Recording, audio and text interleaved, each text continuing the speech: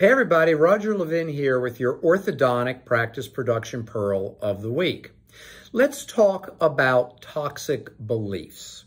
Toxic beliefs are beliefs that you have that have held you back in some way. And many of you watching this pearl have gone through some phase where you realized what I used to believe may not have been true.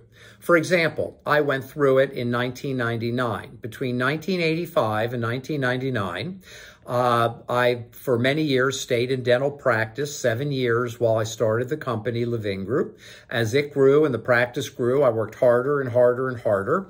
I had weeks where I would practice Monday and Tuesday, fly to California Tuesday night, give an all-day lecture Wednesday, take a red-eye back, work Thursday, and fly out Thursday night because Friday's the most popular seminar day of the week. Had the energy, could do it, no complaining here, thrilled that I was able to do it, but I had the belief that the key to success was to outwork anyone else on the face of the earth. I'm not saying I outworked everyone, this is not a competition, but I was a work hard, work ethic, push it to the max person, and that served me well until about 1999 when I just couldn't do any more. Everybody runs out. I didn't think I could ever run out, but I did. And in 1999, I changed that toxic belief, which was becoming more toxic. If I hadn't changed it, that would have been my plateau for a long time. And I changed that toxic belief into a belief that I needed to surround myself with the best possible people and delegate everything I possibly could. And I've been working at that ever since. I hope that's not a toxic belief because it's working well for me and our company. What about you? What are your toxic beliefs? Is a toxic belief perhaps that you shouldn't have to work hard when you need to work hard? Is a toxic belief that you need to be in your office 2 hours every evening doing administrative work?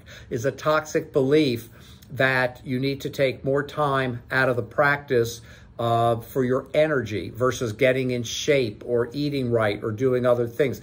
None of this is judgment. Everybody's toxic beliefs are different. But if you can identify 1, 2, or 3 toxic beliefs that you currently have that you could change. And remember, the term toxic belief means you believe it. You believe it must be this way.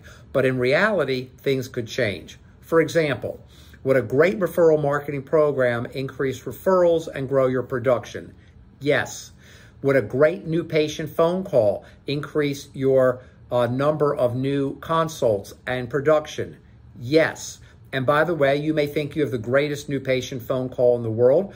I'll guarantee you that you don't, because the new patient phone call is all about building a relationship, endorsing the orthodontist, endorsing the treatment coordinator, having the treatment coordinator call for the confirmation personally to introduce herself. It advances the relationship, knowing something about those patients when they first call your practice to make them friends. One of the Levin Group mantras is make your patients your friends. Are you doing that in the first call? Or are you just getting information, being nice, and getting them scheduled? You're just getting information, being nice, and getting them scheduled in case you didn't know that. And everybody goes, oh, no, I do more than that. And then when we observe, again, no criticism. We're here to help you. These pearls are to advance your practice, raise your production. So when I say you're probably doing X, try believing me versus a toxic belief, and then prove me wrong. If I'm wrong, great. But if I'm not wrong, then you get to advance your practice. Another example, the TC. If you're doing what the TC did even 3 or 4 years ago, it's irrelevant. It's out of date. There's new competition. There are billboards in Florida that say, $99 down to start a case, and you can get the whole case for a really cheap price. By the way, they are both from general dentists and orthodontists. So it's a new world. How does the TC address the issues out there before they're ever brought up or without the parent or patient verbalizing it?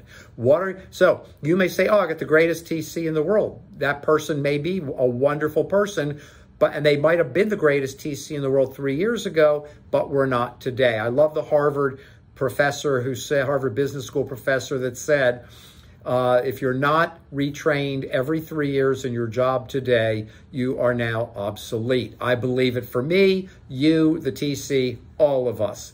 Okay, enough of that. The subject was toxic beliefs. Do you have any? If you can find them, it will propel you to, and if you can find them and come up with a new belief that's good and relevant, it will propel you forward and raise your production. One last comment.